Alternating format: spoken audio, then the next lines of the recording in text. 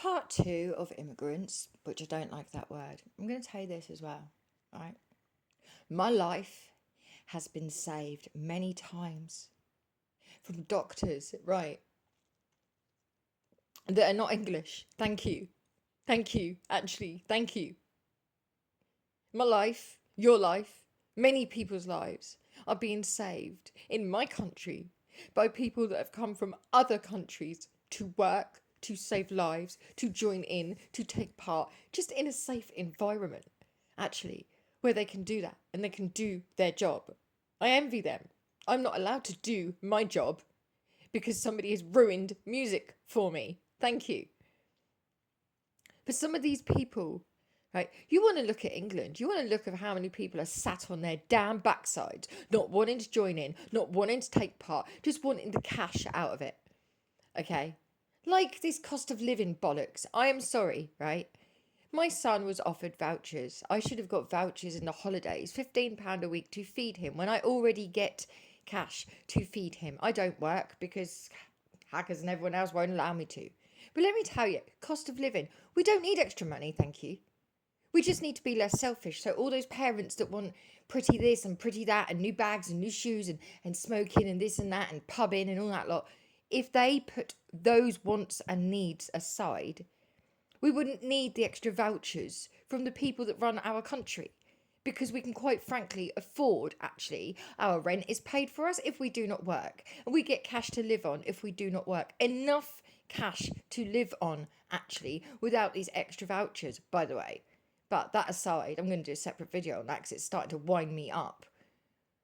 Actually, these so-called immigrants that people say, illegal or legal, most of them, if not all of them, actually come here for a reason. And yes, some of them bring violence and some of them can be violent and this and that. But it's the minority, it's not the majority of them.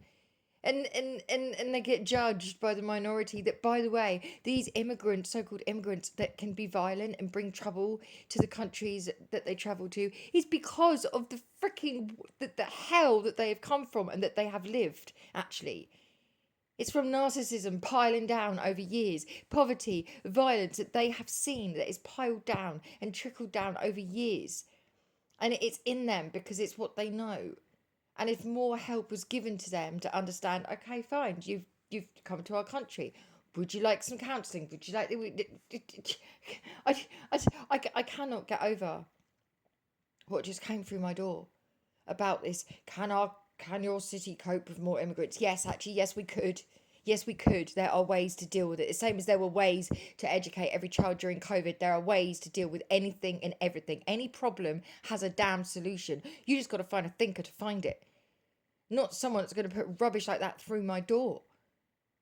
I know people that are from other countries that would gladly go and graft and work all day from 4 a.m. till freaking 10 o'clock at night just so they had a job and a roof over their head. Yet the English people in my country want to sit on their arse and do sweet fuck all.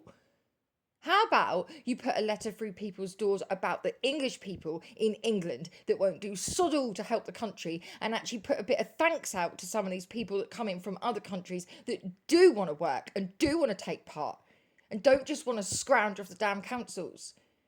It's really wound me up. It's so wound me up. Oh my gosh. And if there is anybody out there, illegal or illegal immigrant, that's hearing my voice right now, listen to me. Anyone's opinion of who and what you are means shit. It doesn't mean anything.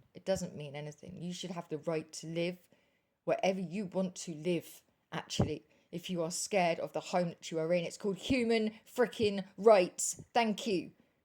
But as we've proved, human rights don't exist, do they? If so-called leaders don't want them to.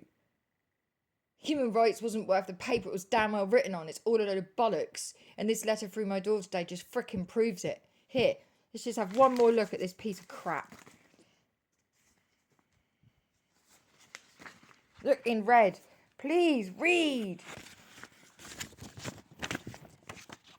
Let's have another look at this piece of shit. It's not on at all. Do you think our city can take an influx of more illegal immigrants? Yes.